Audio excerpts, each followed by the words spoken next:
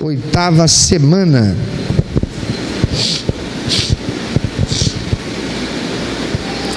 Que nós estamos estudando a primeira epístola do apóstolo Paulo aos Coríntios. E nós começamos no domingo retrasado o capítulo 13. Nós vimos os primeiros versículos e vamos dar seguimento. Primeiro nós vamos lembrar, e é importantíssimo lembrar sempre, que a igreja de Corinto era uma igreja em que havia muitos dons revelados ali, uma igreja que não tinha falta de recursos, de dons, mas era uma igreja que estava vivendo seríssimos problemas. A igreja de Corinto estava vivendo problemas que iniciaram por causa de divisões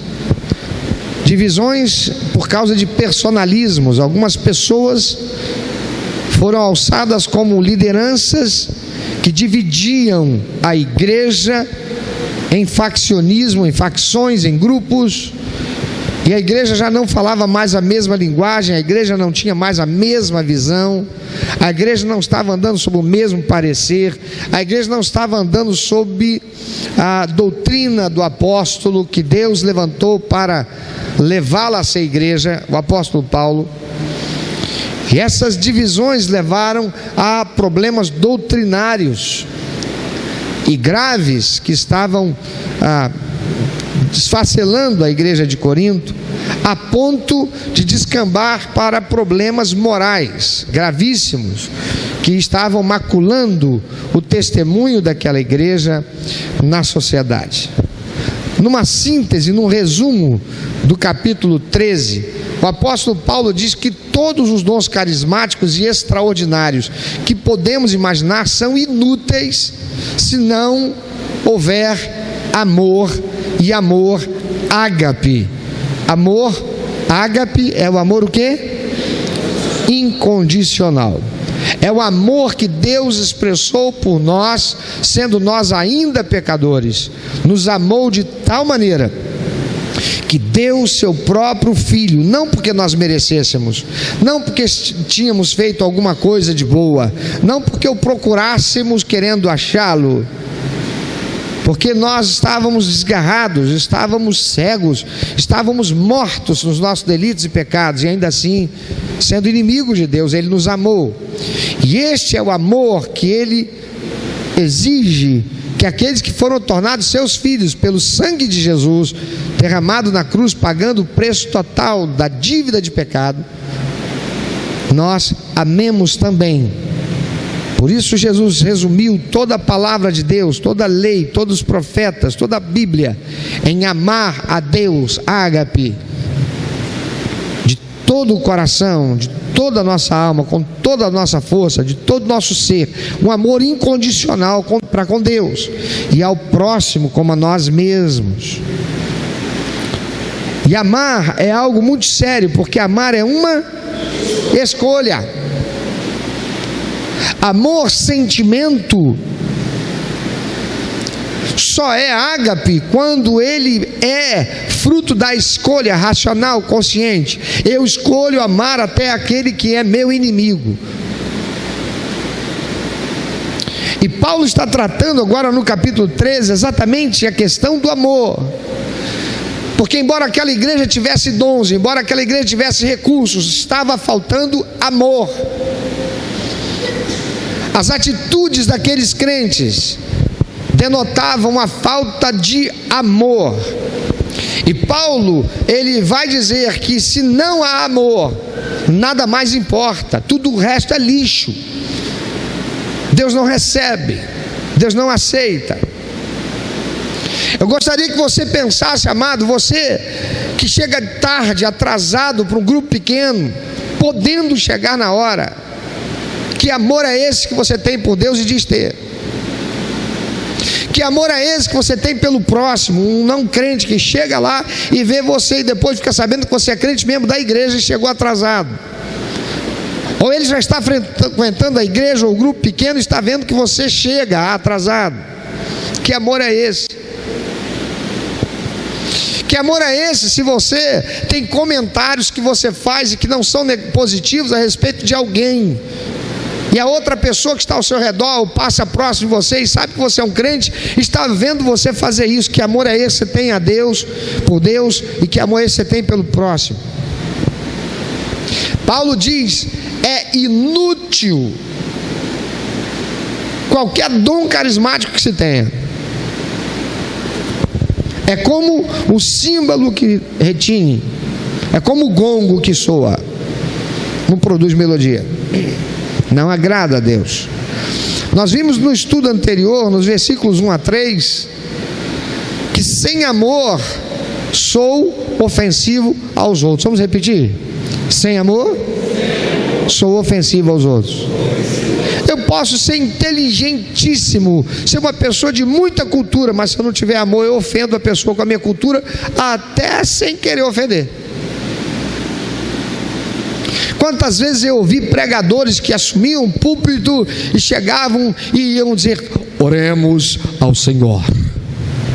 Ó Deus, eis-nos aqui genuflexos ante a tua augusta presença, e com um coração compungido. Irmão, que palavra é essa? Significa o que? Isso é de comer, isso é de vestir, ele está me xingando, está me elogiando, o que é isso? Isso não é amor. Tem erudição, para quem sabe, para quem conhece, diz que beleza, frases muito bem feitas, palavras rebuscadas, mas não produz o efeito que devia. As pessoas saem sem entender, porque não tem amor. Quando tem amor, eu busco fazer ser entendido, eu procuro explicar, eu tenho paciência para ensinar e explicar e me fazer compreendido. Se tem amor, eu também tenho paciência para aprender, e eu tenho humildade para reconhecer que eu não sei. Sem amor eu sou o quê? Ofensivo aos outros. Então você pode dizer: sem amor eu sou ofensivo aos outros. Sem amor, Paulo ensina no verso 2: sou nada. Sem amor eu posso ter muita grana, e posso pegar essa minha grana e comprar cesta básica e tal, mas na verdade tudo que eu estou fazendo é para conseguir o voto, para ser eleito vereador, deputado ou alguma outra coisa, com algum outro propósito, porque não tem amor, tem interesse. Se aquilo que eu estou fazendo, ainda que seja distribuir todo o dinheiro que eu tenho, se eu não tiver o amor HP, eu não sou nada.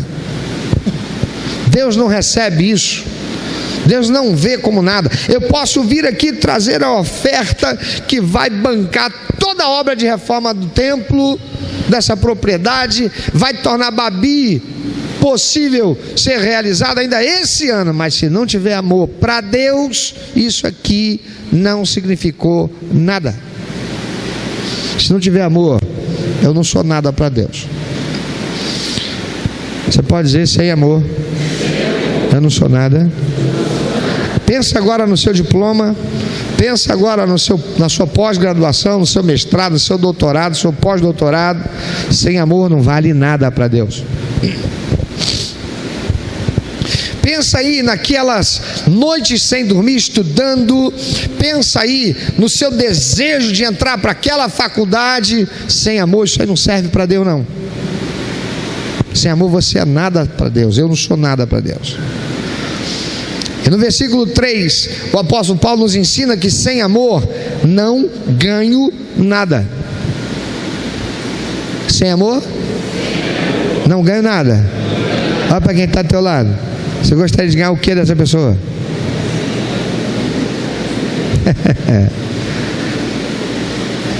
Sem amor eu não ganho nada. A palavra de Deus diz que até um copo de água fria que eu der a qualquer um dos pequeninos do Senhor não vai ficar sem recompensa. Mas se eu dou sem amor, se eu dou só para me livrar, se eu dou só para que não me encha mais a paciência, não tem amor, eu não vou ganhar nada com isso. Tem muita gente por aí esperando ganhar a salvação, a vida eterna com Deus, sair dessa vida para uma nova vida, numa encarnação melhor, fazendo coisas e dando coisas, mas sem amor. Nada disso existe para Deus. Até porque isto não é expressão de amor. Expressão de amor é servir a Deus, honrando, amando acima de todas as coisas. Porque quem faz isso para ganhar a salvação e a vida eterna, não vai ganhar nada, porque não tem amor a Deus, porque não tem reconhecimento que aquilo que se faz não é possível, suficiente, capaz de comprar a salvação. A salvação foi dada de graça pelo Deus que me amou ainda enquanto eu era pecador, entregando o seu próprio filho para morrer naquela cruz.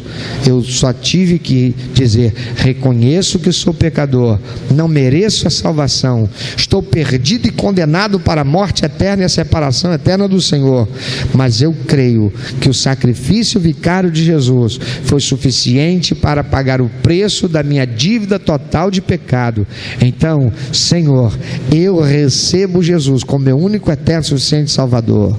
Faço agora uma aliança com o Senhor, de ter a minha vida pautada daqui para frente pelos princípios e valores da Tua palavra. Vou obedecer Tuas ordenanças para ser batizado e integrado na igreja de Cristo, o corpo do Senhor na terra. E eu te agradeço porque o Senhor acabou de escrever meu nome no livro da vida e eu recebo a minha salvação. Aleluia! Eu não precisei pagar nada, nem fazer bem para ninguém, porque o bem maior já foi feito por mim. Jesus me deu a salvação. Aleluia!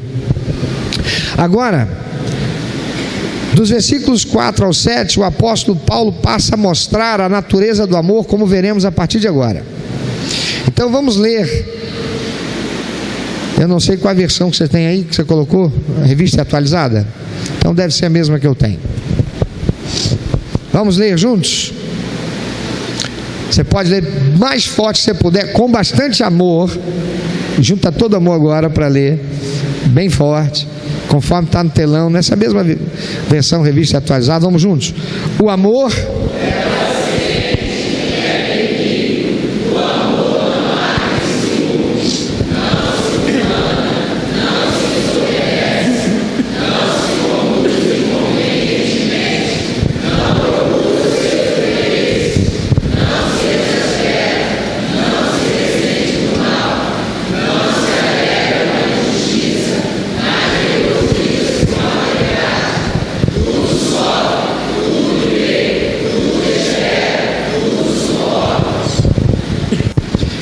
Agora presta atenção.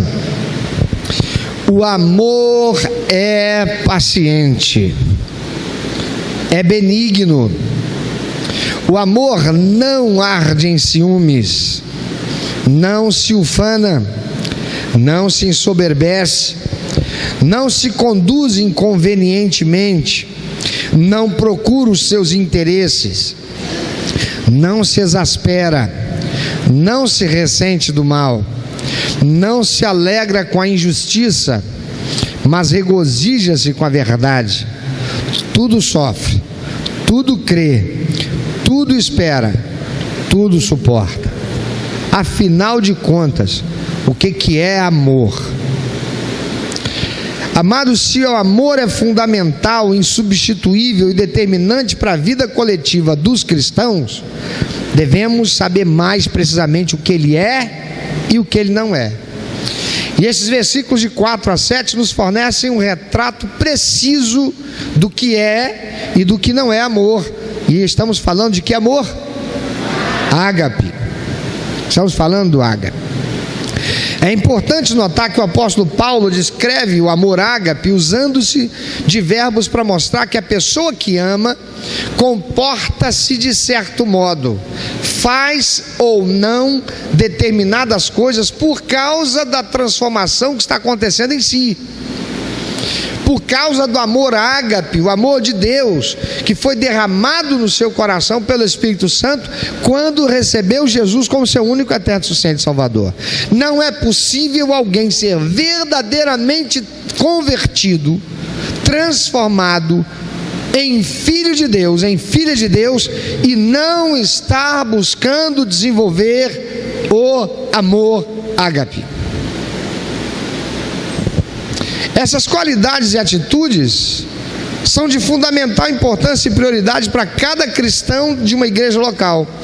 Se estiverem ausentes, a igreja acaba definhando e fracassando, ainda que tenha crescido muito, com muitos membros e uma atividade enorme. Porque ser uma igreja muito grande, uma igreja com muitas atividades, não significa necessariamente que é uma igreja que tem amor, porque a igreja de Corinto era uma igreja assim. Observe que os verbos que o apóstolo Paulo usa estão todos no presente. Isso significa que, independente das circunstâncias, a ação do amor existe. Tem desemprego, o amor está lá. Tem opressão, o amor está presente. Tem perseguição, a igreja tem amor. Alguém se levantou contrário numa situação errada, a igreja expressa o amor exercendo a disciplina. Mateus 18, 15 e 18. Porque ama. Poderíamos perfeitamente substituir a palavra amor aqui nesse texto por Jesus, porque nele foram e são reveladas todas essas características que devem ser também reveladas em nós. Vejamos o que o amor ágape então é e o que não é. Vamos ver primeiro o que o amor ágape é. Põe para o versículo 1. Versículo 1 não, perdão, é versículo 4. É o primeiro versículo que eu quiser. Paulo diz: o amor é paciente. Quem aí tem na sua versão a palavra longânimo ao invés de paciente? Tem alguém? Pois a palavra grega traduzida como paciente é macrothimel. Anota aí para você colocar no nome do seu filho, Rodriguinho. Macrothimel,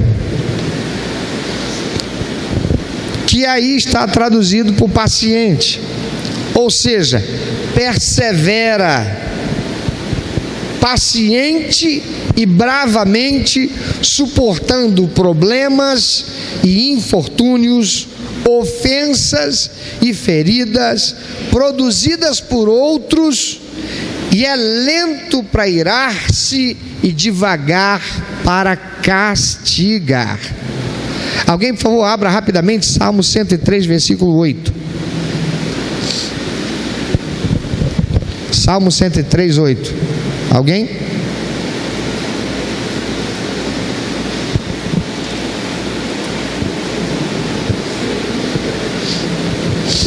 Microfone. Vamos trabalhar?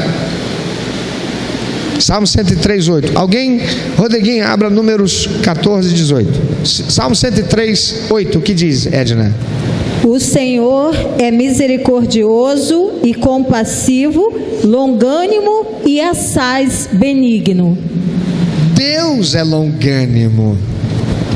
E Ele quer que eu seja também. Você pode repetir isso? Deus é longânimo. Deus é longânimo. E Ele quer que eu seja também. Ele quer que eu seja também. A palavra do Senhor diz: basta ao discípulo ser igual a quem? E o nosso mestre quem é? É Jesus. E Jesus é Deus. E a palavra do Senhor está dizendo que Ele é longânimo. Ele tem um ânimo longo. Tem gente não. Tem gente crente que não tem ânimo longo não. O ânimo dele é quase que nenhum.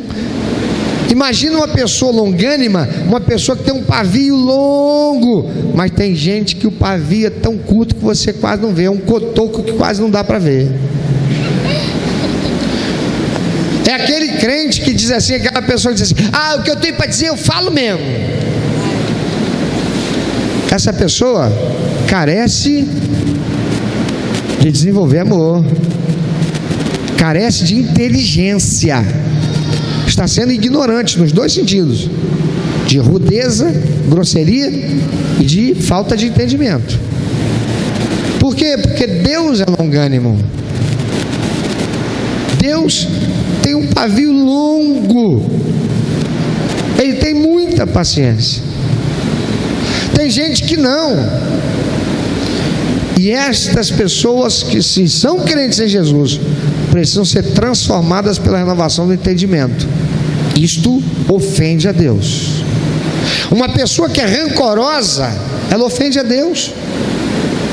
Porque a pessoa rancorosa, que diz que crê em Deus, pior, que diz que é filho de Deus, ela está se fazendo mentirosa. Por quê? Porque não está se parecendo em nada com Deus. Uma pessoa que guarda rancor, que fica remoendo, dando lugar para espíritos imundos, espíritos de contenda, demônios que ficam perturbando, enchendo a mente, alimentando aquele azedume. Pessoas assim precisam de Deus, precisam buscar desenvolver o caráter de um verdadeiro e frutífero cristão ou cristã. Por quê? Porque Deus é longânimo. Veja o que diz Números 14, 18. Diga, Rodriguinho. O Senhor é longânimo e grande em beneficência, que perdoa a iniquidade e a transgressão que o culpado não tem por inocente, e visita a iniquidade dos pais sobre os filhos até a 3ª e 4ª geração. Veja que isso está sendo dito lá no Antigo Testamento. Lá no Antigo Testamento, quando às vezes Deus pegava e mandava apedrejar, isso aí tem que morrer apedrejado. Quando Deus chegava a dizer isso, é porque foram esgotadas todas as possibilidades do ânimo de Deus e a pessoa não teve jeito. Porque quem não tem jeito não é Deus, quem não tem jeito sou eu. Ou eu tenho, ou eu não tenho. Vai depender de Deus ou de mim? Vai depender de mim. E quando a gente vai para o Antigo Testamento e a gente vê aquele povo que saiu do Egito indo em direção a Canaã, que paciência que Deus teve com aquele povo. Mas chegou uma hora que teve disciplina, foi ou não foi? Foi. E a disciplina vem para quê? Para me fazer corrigir, para eu andar no caminho certo. Por isso a palavra de Deus diz que Deus ama e faz o que com quem Ele ama? Disciplina, Ele corrige. Viu? O cristão que tem amor ágape não deixa, por exemplo, a sua igreja, quando ela enfrentar dificuldades, sejam quais forem, assim como o cônjuge não desiste do seu casamento, não pula do barco. Deus não pula do barco da vida daquele que já foi salvo por Ele. Por isso que a salvação é para sempre, porque Deus não tornou ninguém filho dele para depois desertar. Está escrito em Evangelho de João capítulo 1, versículo 10 a 13. Mas a todos que o receberam foi dado a estes o poder de serem tornados o quê? Deus não tornou ninguém seu filho para depois deserdá-lo e mandar para o inferno. Da mesma forma, eu devo ser fiel às alianças que fiz. Então, se eu fiz uma aliança ali com o Lucien, eu tenho que ser fiel a essa aliança por amor a ele. Se ele não for fiel à aliança dele comigo, isso é problema dele, eu serei fiel. A palavra do Senhor é que o amor é longânimo. Casamentos não estão durando porque os que se casam não querem deixarem-se ser tratados no seu caráter, porque caráter é o que me leva a fazer o quê? As minhas escolhas. E se eu não tenho longanimidade, se o amor que eu digo ter pelo meu cônjuge não é o amor ágape, é apenas amor eros, o casamento acaba, porque o desejo sexual acaba. Quando aquilo que eu antes gostava não vejo mais, acaba o eros. Mas o amor ágape, não, porque a ágape é uma escolha. É uma aliança. Por isso o casamento entre um homem e uma mulher não pode ser baseado em eros. Tem que ser baseado em ágape. É claro que tem que vir o eros juntos, amém? Amém? Esquece não. Mas o que vai manter o casamento não é o eros. O que vai manter o casamento é o ágape. Porque a mulher pode continuar lá toda tchutchuca, bonitona, esticadinha, lindona, maravilhosa. Mas quando a personalidade e o caráter começam a demonstrar aquelas deficiências que o outro começa a enxergar depois de casado, o que vai manter esse casamento é o ágape. É o até que a morte nos separe. Às vezes ficamos irritados ou zangados com os outros e não sabemos por quê. Nem toda irritabilidade vem de motivos pecaminosos ou egoístas, embora o tratamento irritante dos outros certamente esteja errado. Muita irritabilidade vem do amor à perfeição, um profundo desejo de que programas, reuniões, estruturas sejam executados perfeitamente. Isso já fez muita gente ser excluída da igreja. E já fez muita gente sair da igreja por causa disso. Um desejo de executar as coisas perfeitamente, amados, pode explodir em raiva por situações ou pessoas que atrapalham ou arruinam esse desejo, e isso não deve existir entre nós.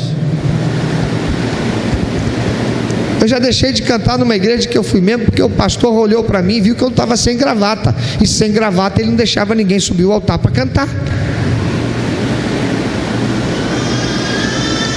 Eu não me deixei encher de raiva pelo meu pastor.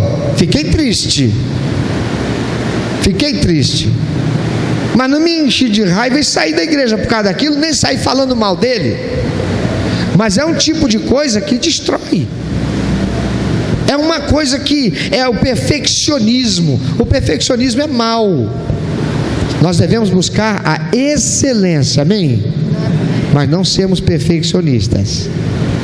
O perfeccionismo é um mal, é um distúrbio, precisa ser tratado. Mas excelência temos que perseguir. Paulo diz então que o amor é longânimo, ele é paciente. O que mais que ele diz que o amor é? O amor é benigno. Benigno vem da palavra grega kerestomai. Olha aí, Eliane, você pode até escolher, hein? Kerestomai, também traduzido por bondoso. Ou seja, o amor mostra-se útil, apoia, é dócil. Ser benigno é ter disposição para fazer o bem. Olha o que diz a palavra do Senhor: fazei o bem a todos, mas principalmente aos domésticos da fé. Mas aí tem aquele irmãozinho lá que eu não gostei de determinada coisa, sei. Tem crente ainda que diz assim: é que o meu santo acho que não foi com dele. Você conhece algum crente que já diz isso?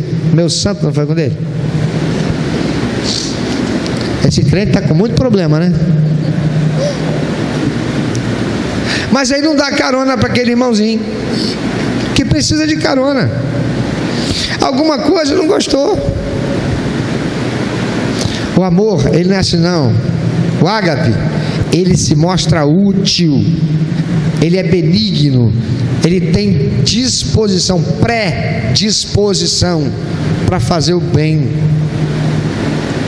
Tem um ditado que diz: faça o bem sem olhar a quem. E é isso aí mesmo. Porque Jesus disse: ama o teu inimigo. Mas eu já ouvi muito crente dizer assim: isso aí foi Jesus, porque Jesus é Deus, não vamos comparar. Mas ele está mandando o crente, aquele que diz que recebeu Jesus como único e eterno suficiente Salvador, a amar o inimigo. É fácil amar o inimigo? Claro que não. Claro que não. Por isso tem que ser uma escolha. Porque amar é uma escolha. Eros eu não escolho. Eu bato o olho e gostei, aí meu corpo reage. Eros não escolhe nada. Começou a ouvir, dá um arrupio. É Eros. Amar, ágape, é escolha. escolha. É escolha. A nossa sociedade confunde amor e luxúria. Ao contrário da luxúria, o amor de Deus é direcionado para fora, em direção aos outros, não para dentro, em direção a nós mesmos. Isso é eros. É totalmente altruísta o amor de Deus. Esse tipo de amor de Deus, o ágape, ele vai contra as nossas inclinações naturais. Uma pessoa que não tem Jesus não pode amar com ágape. Ele pode até achar que ama, mas alguém que ama alguém ou ama algo e não ama a Deus, não sabe o que é o amor ágape. A gente está vivendo em tempos tão terríveis que as pessoas estão amando coisas e Satanás tem usado a influência dele na mente das pessoas para desqualificar o que é amor. Eu amo verde. E por mais que eu esteja aqui do púlpito ensinando a minha igreja, a igreja de Cristo que Ele colocou o meu cuidado, eu ainda ouço alguns de vocês dizerem: eu amo verde, eu amo doce. E uma pessoa que faz isso é, no mínimo, racionalmente ignorante, ou seja, é ignorante porque quer ser. E a gente daqui a pouco vai ouvir o que Paulo vai dizer do que não é amor, que isso não é amor. Aquele que tem amor ágape é predisposto a aprender a verdade. Eu não posso, no sentido de não devo, eu não devo dizer: eu amo verde, eu amo meu cachorro, eu amo praia, eu amo sorvete de coco, porque amar é um sentimento que só deve existir em relação a Deus e ao meu próximo. Irmão, irmã, não haja como um ignorante. Ame a Deus e as pessoas, as coisas, e bicho é coisa. Bicho é coisa. Não ame bicho.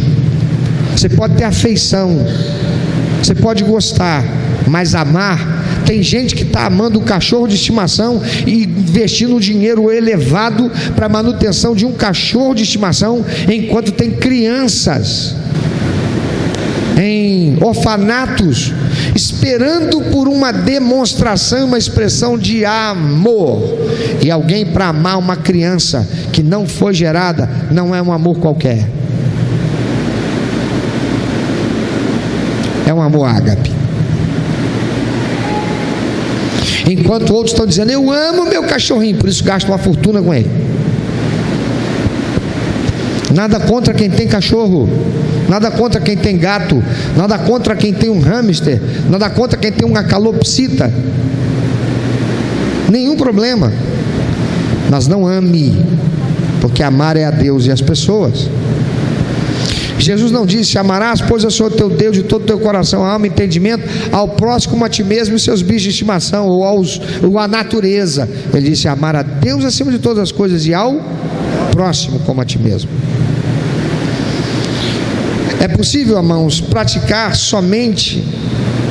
é possível praticar esse amor somente se Deus nos ajuda a pôr de lado nossos próprios desejos e inclinações, para que possamos dar amor sem esperar nada em troca. Assim, quanto mais nos tornamos como Cristo, mais amor mostraremos aos outros. O apóstolo Paulo, ele enfatiza que uma parte essencial do verdadeiro amor cristão, diga amor cristão, eu não estou falando de qualquer amor, é reconhecer as realidades estranhas pelo que são e renunciar a elas decisiva e definitivamente. O amor que vem de Deus, qual é o nome do amor que vem de Deus? Fala como quem está com fome. Ágape. Não se entrega ao ciúme. Olha o que Paulo diz que não é amor. Ele vai dizer: o amor não arde em ciúmes. O que é arder em ciúmes? Se entregar. Eu não falo mais com ela. Ela olhou para ele, meu namorado, de um jeito que eu não gostei. Olha, se o cara der uma cantada na minha esposa, eu não vou ficar feliz não. Mas daí eu já ficar inimigo dele, querendo quebrar a perna dele.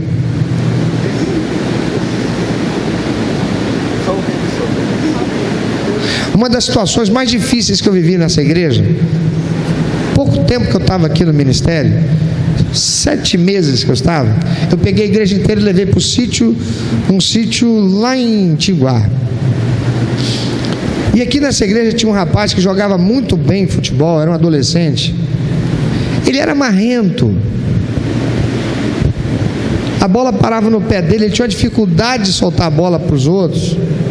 Ele driblava, ele gostava de dar drible. Você não conhece ele não, era um menino chamado Vinícius que tinha aqui na igreja. Ele era franzino, magrinho, sabe? Magrinho. Você pode não acreditar, porque você deve ter visto ele em algum lugar por aí. E ele mudou, tá diferente. E eu estou do lado de fora assistindo a partida. E eu estou vendo que aquele menino dá um drible em um, dá um drible no outro, dá um drible. Realmente ele era habilidoso, marrento, mas habilidoso. Até que um adulto, membro dessa igreja, casado, com filho, e eu não percebi até acontecer. Quando aquele menino pegou a bola e foi na direção, aquele membro dessa igreja, casado, adulto, criado na igreja, deu uma rasteira nele. Ele foi para chutar a perna do garoto. Ele não chutou a bola, ele chutou a perna. Ele literalmente deu uma foiçada no menino. O menino foi jogado para cima e caiu de qualquer jeito. Eu parei na hora o jogo. Na hora eu pensei: eu sou pastor, enfrento esse. Enfrenta o quê? O que quer ver? Esse troglodita. O que eu faço agora aqui? Eu sou pastor da igreja. Se eu enfrentasse aquele camarada ali do jeito que ele estava, ia sobrar para mim. Agora você já pensou, eu, pastor, tendo que enfrentar ele, porque eu sou autoridade, ele tem que me respeitar. Ele acabou de cometer um crime, que era um adolescente, não foi só um ato errado, não, foi um crime, foi uma agressão a um menor. Aquilo dava caso de polícia, se fosse o caso. Aquilo ia dar um negócio terrível. Se eu enfrento aquele camarada, ele vem para cima de mim, eu ia ter 2 coisas para fazer: mostrar para a igreja inteira o covarde que eu sou, e enfrentá-lo, porque afinal de contas eu sou o pastor, vou gritar alto igual a ele. Se ele não engolir, o negócio vai ficar ruim, vai feder mesmo, isso vai ser pior. Ou então eu vou lá e socorro o garoto e tiro ele. O que eu fiz? Fui lá, abracei o menino e falei: vem cá, filhão, vamos lá para fora, senta um pouquinho aqui, bebe uma água, respira. Quase que eu falei assim: você mereceu. Claro que não.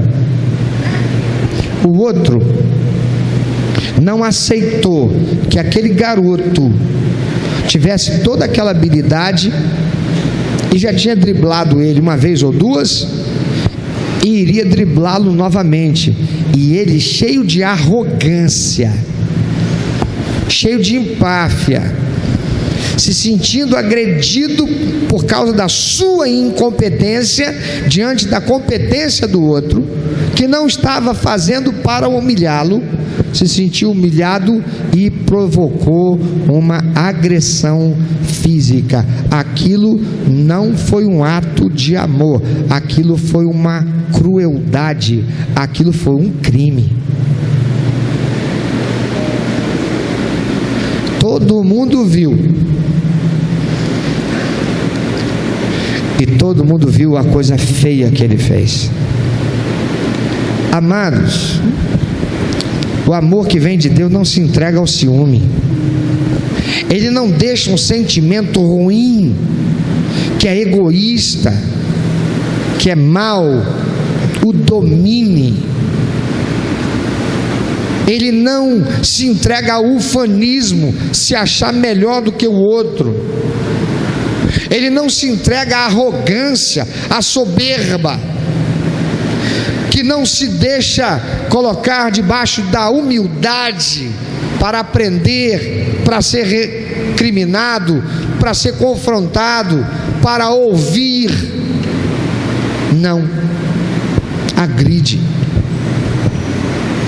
Resiste à tentação de reagir com rudeza ou egoísmo aquele que ama. O que não ama, ágape, vai ser ciumento, vai ser orgulhoso e vai ser arrogante. A arrogância foi o que levou Judas ao suicídio. O arrogante, ele nunca se arrepende. Quando ele é confrontado com a situação, ele vê que não tem para onde cair, ele até reconhece que errou e pede perdão, mas não se arrependeu, porque aquele que se arrepende não deve voltar à prática do mesmo erro. Por isso Jesus disse para aquela mulher: vá e não peques mais. Judas foi para a árvore e se suicidou, porque ele não teve arrependimento. Ele foi tão arrogante. Assim como um outro camarada lá no Antigo Testamento, ele era conselheiro de Davi, e quando Davi adultera com Batseba, que era parente dele, o filho de Davi, Absalão, se insurge contra o pai. Absalão vem com um exército, Davi foge, aquele conselheiro de Davi faz o quê?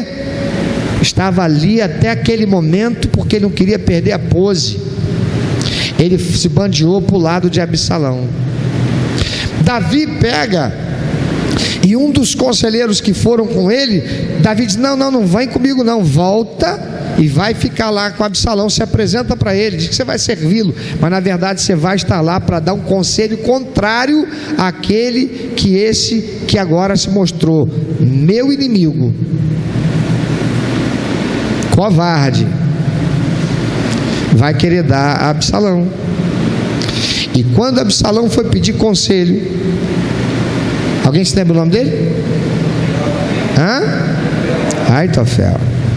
Quando Absalão foi pedir o conselho de Aitofel, Aitofel deu. Absalão pega e, não, mas espera aqui, deixa eu ouvir o conselho desse outro conselheiro de Davi aqui. E quando esse conselheiro de Davi, honesto, fiel Davi, dá o conselho, Absalão diz: dessa vez o conselho de Aitofel não foi o melhor. O que Aitofel fez? Foi para casa, colocou em ordem todas as suas coisas, fez uma forca e se matou. Por que ele se matou? Arrogância. A arrogância sempre conduz o arrogante ao suicídio. Ele destrói a si mesmo, servindo a Satanás sem o saber.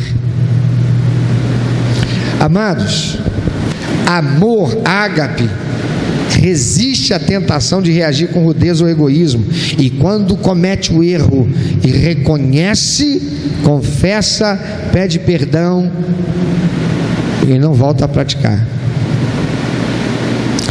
Todas essas atitudes são comuns no homem, mas Jesus nunca foi indulgente, ou seja, tolerante. Diga indulgente. Você pode dizer indulgente? É igual a intolerante. Diga indulgente é igual a intolerante. Então eu vou dizer de novo: Jesus nunca foi indulgente. Eu estou dizendo que Jesus nunca foi o quê? Tolerante para com essas atitudes comuns do homem, mesmo sob pressão e provocação. Jesus não foi arrogante, Jesus nunca se ufanou, Jesus nunca se entregou a ciúme. No contexto dos capítulos 12 a 14, o apóstolo Paulo, ele está se referindo à inveja, ao orgulho e ao egoísmo presente na igreja de Corinto. Eles tinham os dons, eram orgulhosos por isso. Eu sou de Paulo, ufanismo. Eu sou de Apolo, produzindo ciúme. Várias e várias vezes os mesmos pecados vêm à tona. As pessoas se ressentem com o sucesso, as bênçãos ou os dons dos outros. Insatisfeitos com o seu lugar e as suas oportunidades, competem para conquistar mais espaço, honra ou reconhecimento. Sabe como é que chama isso? Síndrome de Lúcifer. A pessoa começa a querer ser mais do que na verdade ela está recebendo de reconhecimento. Quando alguém está querendo receber reconhecimento, Satanás está trabalhando ali, porque a palavra do Senhor diz assim: aquele que quiser ser o maior entre vocês, seja aquele que vos, e quem serve não está pensando em receber reconhecimento. Eu não estou falando em questão de justiça. Você é empregado, teu patrão deve a você o pagamento que deve. Eu estou falando de vaidade. Quem está entendendo diz amém. Amém. Jesus, em contraste a isso, executou com tranquilidade o trabalho para o qual ele foi chamado. Ele se regozijava com o crescimento e o sucesso dos outros, encorajando-os a prosseguirem com sabedoria e sensibilidade, e sem jamais desprezar ou desconsiderar uma pessoa. Vai ler o que ele fala a respeito de João Batista. Ele não se sente maior que João Batista. João Batista chega para João Batista para ser batizado e diz: não, eu que tenho que ser batizado pelo Senhor. Ele diz: não, deixa isso por agora, importa cumprir a lei. Quem estava com a autoridade ali, o último profeta do Antigo Testamento, era João Batista, e Jesus não tinha iniciado ainda seu ministério. Jesus nunca precisou alardear o seu ministério, nunca precisou gabar dele. Descrições exageradas, sensacionalistas de como Deus está nos usando, evidenciam que confiamos pouco na sua aceitação. O amor, diz Paulo, não se vangloria, não se ensoberbece. Jesus nunca demonstrou nenhum interesse em receber reconhecimento.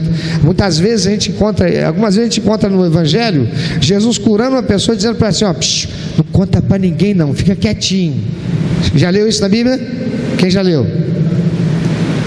Aí o povo está correndo, o que ele faz? Ele foge e vai para um lugar distante. Ele não está procurando reconhecimento, muito menos em exigir os seus direitos. Ele era o Filho de Deus, o Rei dos Reis encarnado. Ele deixou a sua reputação, os resultados do seu ministério completamente nas mãos de Deus, entregue nas mãos de Deus. Irmãos, o crente, ele deve ser artista para a plateia de um só. Me diga o nome dele. Deus. Diga: Deus deve ser a minha única plateia. Quem é Deus? Pai, Filho e Espírito Santo.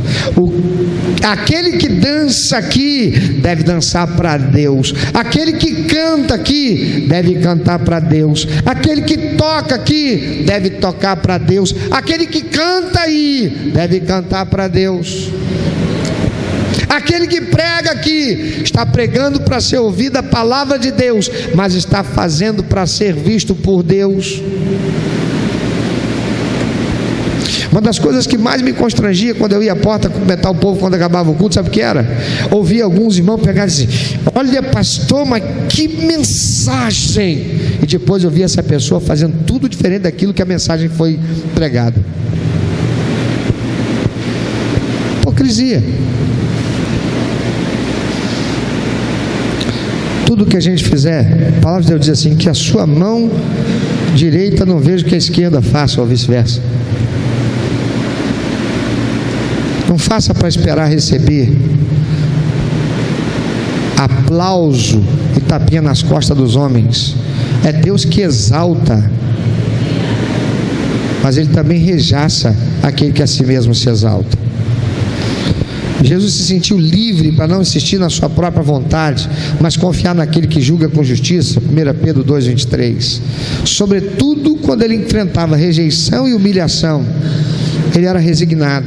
Apenas o amor de Deus, amados, pode nos capacitar a enfrentar o egocentrismo, centrar no meu eu. Somente o amor de Deus pode nos capacitar a renunciar o egocentrismo e buscar a luz que ilumine nossas trevas interiores.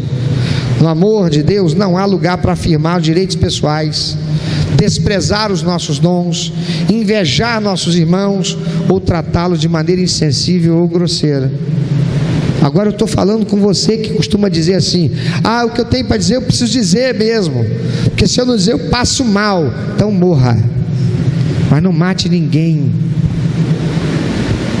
Morra, tenha um AVC e vá para o céu, vai viver na glória com o Senhor. Mas não fala aquilo que vai matar alguém, vai matar o sonho de alguém, vai tornar... Olha, eu vivi uma experiência, eu, Flávia, nós vivemos uma experiência muito importante essa semana. Estava Flávia, Beatriz na piscina, e aí tinha um garotinho com a mamãe dele lá. A mamãe estava separada do papai daquele garotinho, um menino de 9 anos, se não me engano. E aquele garotinho estava vivendo muitos problemas por causa dessa separação. E uma das coisas que esse garotinho estava vivendo, que a gente só foi saber depois, é que ele não aceitava a sua própria cor. Ele é bem moreninho. Ele não chega a ser negro, mas é bem moreninho, é um mulatinho. Menino tão bonito.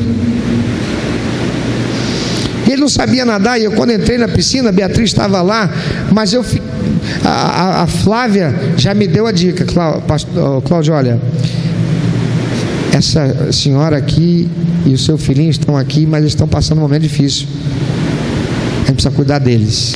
Quando eu entrei na piscina, eu até deixei Beatriz um pouquinho de lado, porque tinha uma outra criança. Eu peguei aquele menino e falei: você sabe nadar? Ele disse: não, então você vai aprender agora comigo. E peguei, investi um tempinho com ele ali, e dei aquela palavra de ânimo: e aí, garoto, já pegou e tal. E ele foi tomando coragem, e ele foi animando.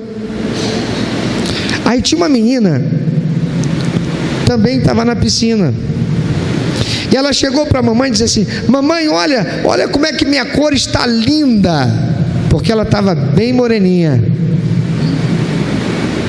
Ele olhou e ouviu, e a mamãe dela disse assim: filha, você está linda, está ficando queimadinha, está linda, hein? Que cor linda. Depois a mamãe daquele menino, conversando com a Flávia, chegou e disse assim: você não sabe como eu estou feliz. Por quê?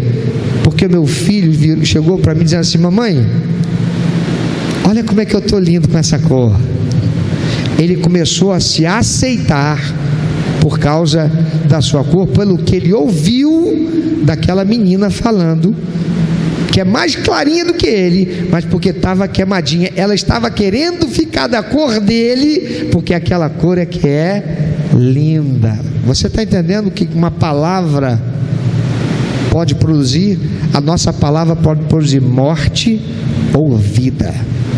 Então, meu irmão, minha irmã, se você é daquelas pessoas que dizem que você não, eu sou verdadeira, o que eu tenho para dizer eu digo mesmo, não diz não, tem um AVC e morra e vai para o céu. Ou então procura um psicólogo, lá você fala o que você quiser. Procura um pastor, chega lá você pode falar o que você quiser, é claro que você vai ouvir também. No psicólogo você não deve ouvir não, mas com o pastor você vai ouvir, mas será para o seu bem, não será a palavra de morte. Embora tenha alguns que saem recebendo a palavra de vida e acabam morrendo,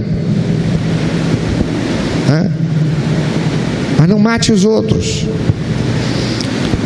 No amor de Deus não há lugar para afirmar os direitos pessoais, desprezar os nossos dons, invejar nossos irmãos, tratá-los de maneira insensível ou grosseira. Esse amor, queridos, de forma alguma nos faz olhar para fora, identificando as necessidades e os interesses dos outros. De forma alguma, o amor nos faz olhar para fora, identificando as necessidades e os interesses dos outros. O Eros não. O Eros faz eu olhar para dentro, meu corpo mexe, e eu quero a satisfação. O ágape não, eu quero satisfazer. Você pode dizer depois de mim, o eros, eu quero ser satisfeito. Ágape, eu quero satisfazer. Deus nos amou de tal maneira que nos satisfez, nos deu a salvação. Por consequência disso, Ele é satisfeito, porque eu fico feliz, eu quero honrá-lo. Aí a palavra de Deus diz que a alegria do Senhor é a nossa força, é consequência daquilo que Ele já me deu. Quando percebemos que o nosso comportamento ou as nossas atitudes estão prejudicando ou magoando alguém, o amor nos impulsiona a eliminar essas trevas internas. Como é que eu posso estar casado e meu jeito de ser agride, machuca, fere, interfere de forma negativa no meu cônjuge e continuo assim? Como é que eu posso amar meu pai e minha mãe e eu só penso em que eles me satisfaçam e façam aquilo que eu quero, porque se aquilo que eu quero eles dizem não pode, eu não sei aceitar o não pode, eu não sei aceitar o não. Isso não é ágape, isso não é amor, isso é egoísmo, isso é arrogância. Esse amor de forma alguma nos faz olhar desse jeito. Quando percebemos que o nosso comportamento, as nossas atitudes estão prejudicando ou magoando alguém, o amor nos impulsiona a ir lá, vamos ajudar, eu quero ajudar. Então eu vou eliminar essas trevas internas que existem em mim. Irmão querido, você quer ser alguém que desenvolve amor? Aprenda a dar. Você sabe por que oferta é libertador na vida do crente? Porque quando o crente oferta, ele não está devolvendo nada. A oferta é o dar. Eu estou dando para Deus.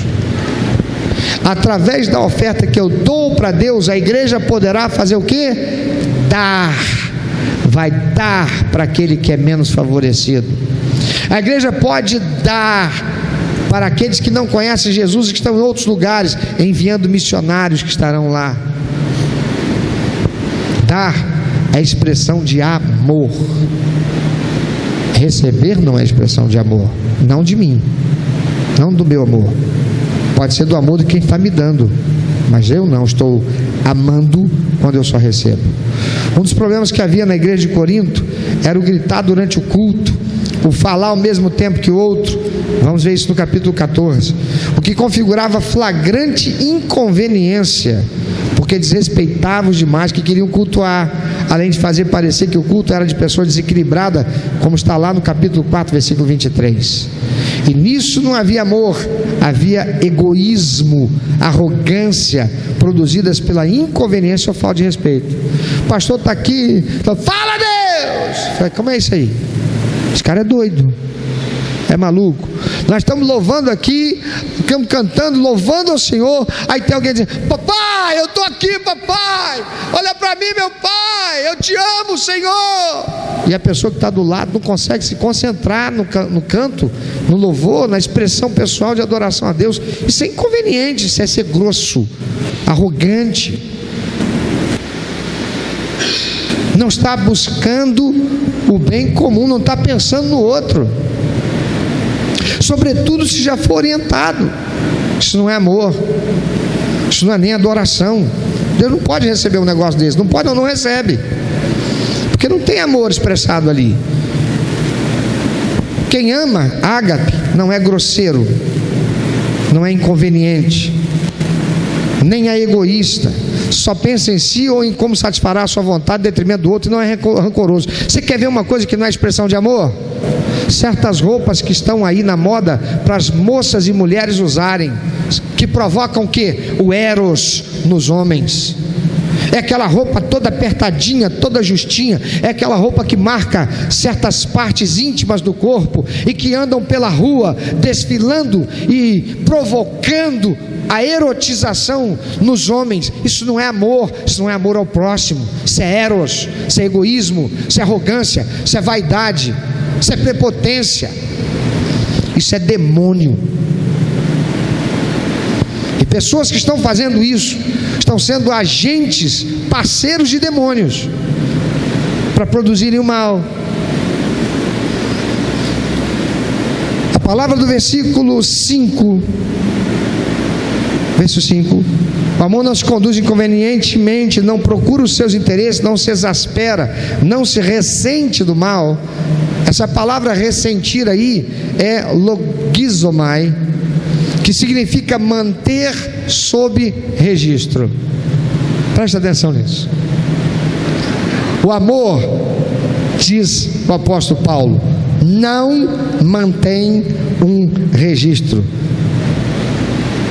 Não se pode ter amor, ágape, e ser rancoroso. O que é rancoroso? Bira fez um negócio que eu não gostei. A gente debate, levanta a voz um para o outro. Eu saio e aquilo fica me azedando, porque aquele momento foi um momento ruim. Foi um momento em que a nossa fragilidade humana, na pior das expressões, se manifestou. Mas a gente se afastou um do outro. E aí o que fico? Eu fico dando lugar ao diabo, que fica fomentando aquilo na minha mente, para eu continuar pensando mal do e eu vou azedando, e talvez o Bira em outro momento chega mais perto, quer conversar comigo, quer consertar a situação, mas eu estou aqui cheio de arrogância, cheio de azedume. Eu tenho um registro do que aconteceu naquele momento, me sentindo ofendido, quando na verdade eu também gritei. Eu não estou predisposto à comunhão, eu não estou predisposto ao conserto, eu estou cheio de arrogância, me sentindo a pessoa certa que não quer correção.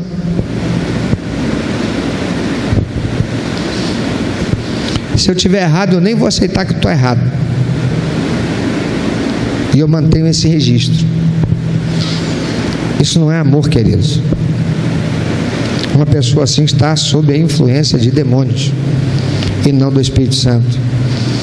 Um crente que faz mau juízo de alguém, ou que azeda com facilidade e precisa de um dia ou mais para perder o furor, está com sérios problemas, pois não se parece com o Pai. É alguém que não aprendeu ainda a discernir o corpo e o sangue de Jesus Cristo, que foi dado em sacrifício por nós, que não merecemos. Ainda assim, Ele está sempre pronto a ouvir nossa confissão de pecado e nos perdoar imediatamente. Se você cometeu um pecado, por pior que tenha sido,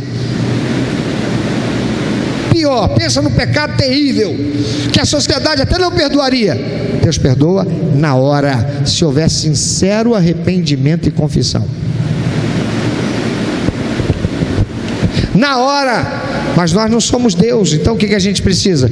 A gente precisa ouvir o outro se arrepender, confessar, pedir perdão, e tem que haver disciplina para educar todos os demais, e para que aquele possa demonstrar que realmente está arrependido, porque só Deus conhece o coração do homem, o homem não conhece o coração do outro. Um crente que faz mau juízo de alguém, ou que azeda com facilidade, precisa de um dia ou mais para perder o furor, está com sérios problemas. Se é assim, você guarda mágoa. A palavra de Deus diz: não deixe o sol se pôr sobre a tua ira. Você deixa se pôr o sol, a lua, e vem o dia seguinte, então você tem sérios problemas. Quem guarda mágoa mantém uma promissória assinada na mão do diabo. Apocalipse 12, versículo 10. Vamos ler a parte final do versículo. Olha o que diz aí. Vamos ler o versículo todo. Então ouvi grande voz do céu proclamando: agora veio a salvação, o poder, o reino do nosso Deus e a autoridade do seu Cristo, pois foi expulso o acusador de nossos irmãos. Olha isso: o mesmo que os acusa de dia e de noite diante de nosso Deus. Sabe o que Satanás está fazendo agora? Apresentando a promissória que eu assinei de pecado, para me acusar diante de Deus. Ele está orando lá: Senhor, olha aqui, ó, eu tenho essa promissória aqui, esse pecado que ele cometeu não corrigiu até agora. O acusador de nossos irmãos, mesmo que os acusa de dia e de noite, é nosso Deus. Quem guarda mágoa, quem guarda rancor, quem fica azedando, quem deixa o sol se pôr sobre a sua ira, mantém uma promissória assinada na mão do inimigo. É por isso, irmão, que a palavra de Deus diz assim: é para o homem: coabitai com vossas mulheres com entendimento, dando honra a elas com vaso mais fraco.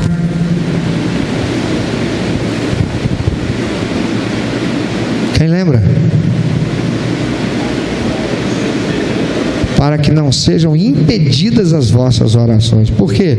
Se o marido fica rancoroso com a esposa, irmão, por que Deus fala isso para o marido? Por que não fala isso para a mulher? Porque a palavra de Deus diz que o marido, ele é o sacerdote da sua casa. Se a mulher dá legalidade para o diabo, ela dá, e o diabo vai fazer bagunça. Mas se o marido dá legalidade para o diabo, ele é o cabeça da mulher e da casa e da família. É o que diz a palavra de Deus, ou não é? É ou não é? Quando Deus criou o homem, foi a ele que Deus deu autoridade sobre todas as coisas criadas. E quando ele pecou, é que Deus veio e traz essa disciplina. Não foi quando Eva pecou.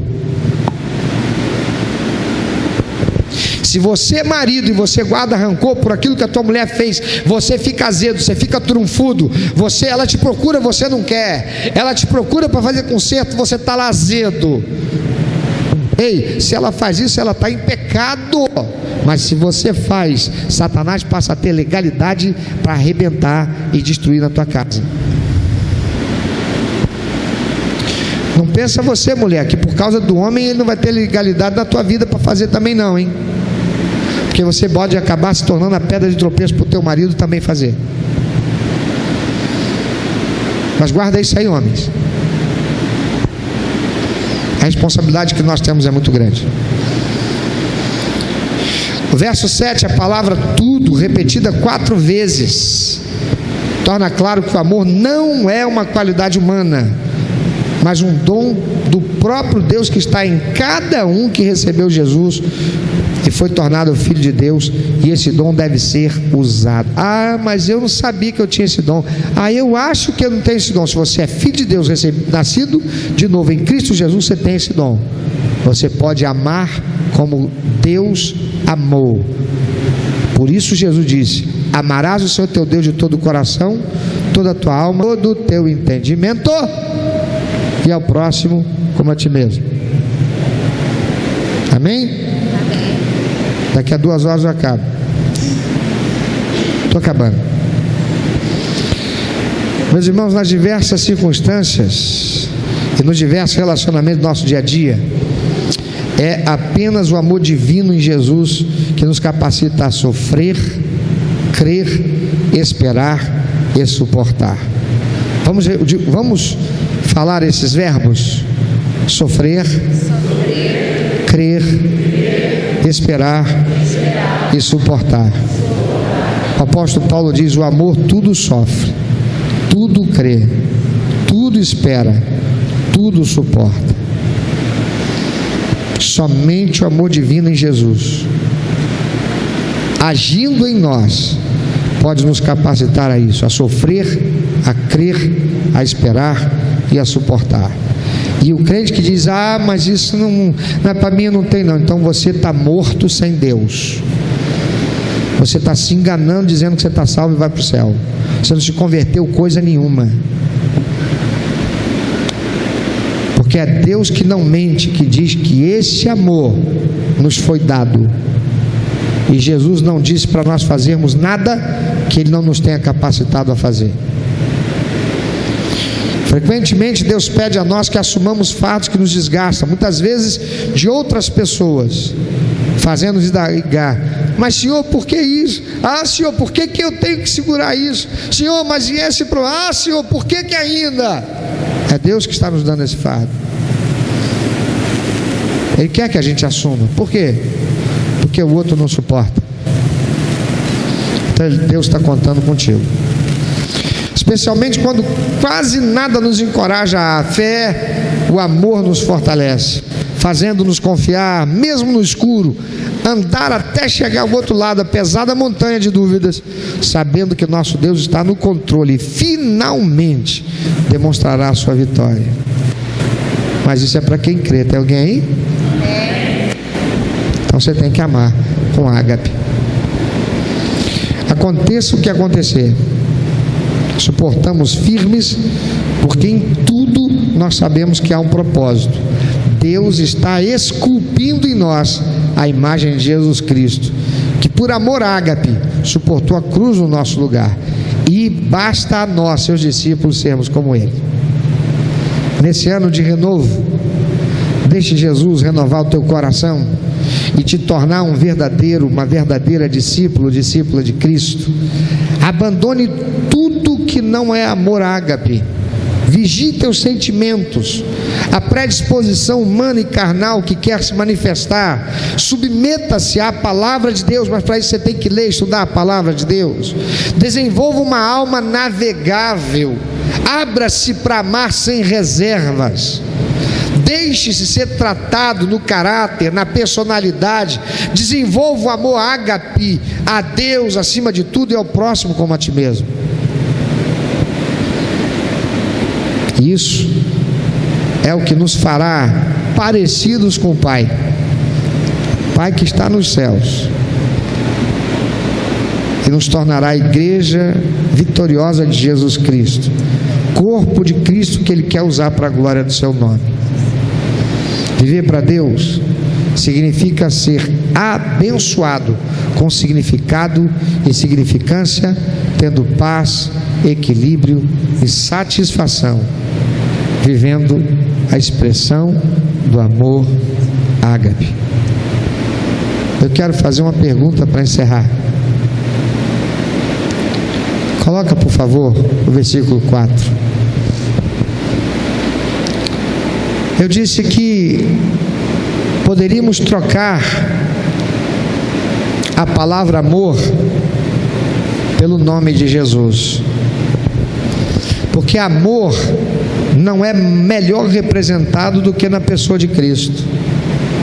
O apóstolo Paulo diz: o amor é paciente, o amor é benigno, o amor não arde em ciúmes, não se ufana, não se ensoberbece, não se conduz inconvenientemente, não procura os seus interesses, não se exaspera, não se ressente do mal. Agora volta no 4. Se nós poderíamos colocar: Jesus é paciente, Jesus é benigno, Jesus não arde em ciúmes, Jesus não se ufana, Jesus não se ensoberbece, poderíamos também colocar o seu nome. Você que é remido, lavado no sangue de Jesus e que o recebeu como único, eterno e suficiente Salvador, você pode colocar o seu nome ali agora e dizer: eu, Cláudio, sou paciente, eu, Cláudio, sou benigno, eu, Cláudio, não ardo em ciúmes, eu, Cláudio, não me ufano, eu, Cláudio, não me ensoberbeço. Você pode? Ou tem alguma coisa aí, como por exemplo: eu, Cláudio, não sou paciente, eu, Cláudio, sou soberbo, eu, Cláudio, sou arrogante, e que precisa deixar de ser? Pensa sobre isso, porque se nós não perseguirmos amar com ágape, nós somos o fracasso nessa terra. Somente a alegria que damos ao Senhor é o que é revertido em força que nós precisamos. Meu irmão, minha irmã, nós não seremos perfeitos aqui na terra. Em algum momento nós podemos perder a paciência, infelizmente. Pode acontecer de em algum momento nos deixarmos levar pela vaidade, de em algum momento nós nos permitirmos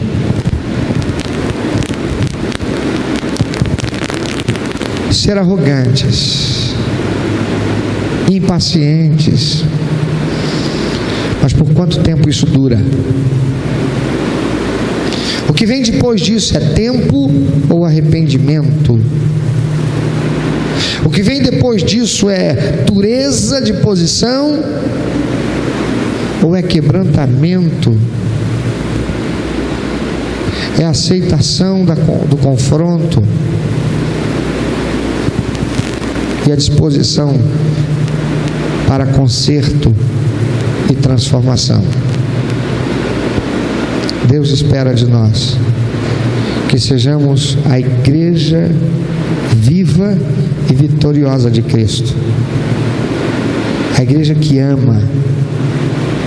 A igreja que ama não é aquela que vem ao domingo, participa de um culto um dia de domingo à noite ou no domingo de manhã, ou que vem para o grupo pequeno chegando tarde, quando podia chegar na hora. É sobretudo também a igreja que sai dessas paredes, que ama o vizinho desagradável, desrespeitoso, que liga aquela música de funk proibidão, e por causa disso, ao invés de eu permitir ruminar ressentimento, mágoa contra aquela pessoa, meu vizinho, eu começo a orar com amor. E a palavra de Deus diz que a oração da fé, a oração do justo, pode muito em seus intentos.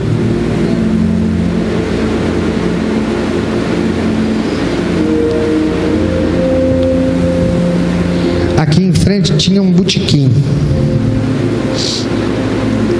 Em dado momento, o dono daquele botequim resolveu colocar uma máquina de música ali, uma vitrola, que a pessoa comprava uma ficha e ele ganhava dinheiro com isso. A pessoa comprava uma ficha e tocava a música que queria. E às quartas-feiras à noite, nosso culto aqui estava se tornando desagradável por causa das músicas que eram colocadas ali em frente. O som entrava direto dentro da igreja, músicas com letras obscenas muitas vezes, e numa altura que perturbava o culto aqui. A tentação de ficar zangado, irritado, de amaldiçoar aquele homem, era o que Satanás queria. Aí nós fomos lá, falamos para ele: querido, a igreja está reunida em culto ali, dá para diminuir o som um pouquinho? Então, são só 1h30 de culto. Se você ficar sem vender, tocar essa vitrola por 1h30, por amor a Deus e respeito a Deus, porque a igreja está lá reunida em culto a Deus, você não vai perder. Deus vai ver que você está respeitando Ele. Ele não deu ouvidos. Domingo, na quarta-feira seguinte, ele fez de novo. A tentação de querer: Senhor, faz um raio queimar aquele negócio lá, era grande. Mas ao invés disso, nós fomos lá com amor.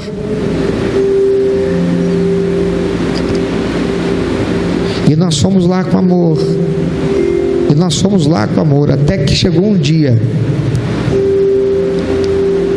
que Deus me pegou e disse: agora acabou.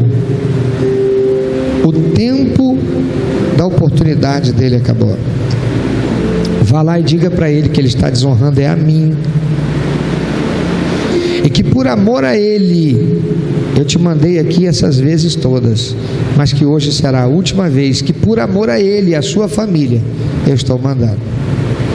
Eu fui até ele e disse para ele: querido, eu venho aqui em nome do Senhor. Eu venho dizer para você que aquela igreja ali, quando abre as portas, não é para ganhar dinheiro. Eu sei que tem muita gente fazendo isso por aí, mas aquela igreja não, é uma igreja séria. Eu sou o pastor daquela igreja, você sabe. E é por amor a você e a sua família que eu estou aqui de novo, para te dizer em nome do Senhor: arrependa-se do que você está fazendo. Você está afrontando a Deus, porque a igreja está reunida para cultuar a Deus. Faz isso não. O que você está fazendo é loucura. Deus não quer que você sofra. Deus quer que você seja abençoado. Mas o que você está fazendo? Você está vendendo cachaça. Destrói as pessoas. Você está colocando isso aqui numa altura que ofende as pessoas. Você quer atrair clientes, colocando músicas de letras obscenas. Isso desonra a Deus, isso ofende a Deus. Eu estou aqui em nome do Senhor para abençoar a sua vida, a sua casa e a sua família. Seu ganha-pão é isso que está aqui. É daqui que você leva o sustento para a sua casa, para a sua família. Faz isso mais não. Respeite a Deus. Ele não ouviu.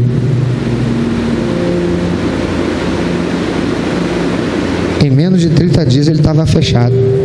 Ele fechou. Por quê? Porque eu fui lá para amaldiçoá-lo? Não, não fui para amaldiçoá-lo. Nossa igreja não foi. Eu pedi, irmãos, orem por ele. Ele precisa de salvação. Ele precisa receber Jesus. Ele precisa conhecer o caminho da verdade. Ele precisa da vida que só Jesus pode dar. Mas ele não quis, porque ele não tinha amor, e ele rejeitou o amor de Deus.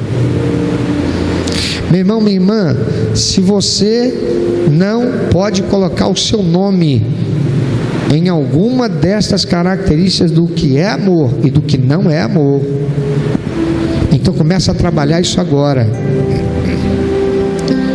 Não continue sendo uma pessoa rancorosa. Não continue dando lugar ao azedume. Não continue remoendo o mal. Não continue predisposto a pensar o mal das pessoas. Tenha um coração aberto para amar incondicionalmente. Tenha predisposição para receber aquele que te feriu, que te ofendeu, que te magoou, que falou mal de você, que te caluniou, que causou prejuízo em você, que arrependido possa chegar e dizer: me perdoa. Mas como você vai perdoar se você tem isso dentro de você? Porque enquanto a gente fica ruminando essa coisa ruim, esse azedume, o que vem em nossa mente não é pensamento de paz e de bênção para aquela pessoa. A gente quer justiça. E enquanto a gente quer justiça, Deus não faz justiça. Porque se Deus fosse fazer justiça, Ele teria que começar de mim. E eu seria fulminado. Porque sendo filho dele, quantas vezes já errei e entristecia Ele. Se o teu nome não pode ser colocado em nenhuma dessas características, ou em alguma dessas características, começa hoje a procurar ser um cristão autêntico, dizendo: não mais serei assim.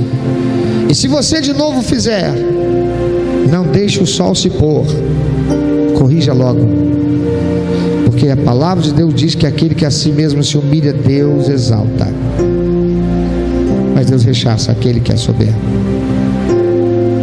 Que Deus te abençoe.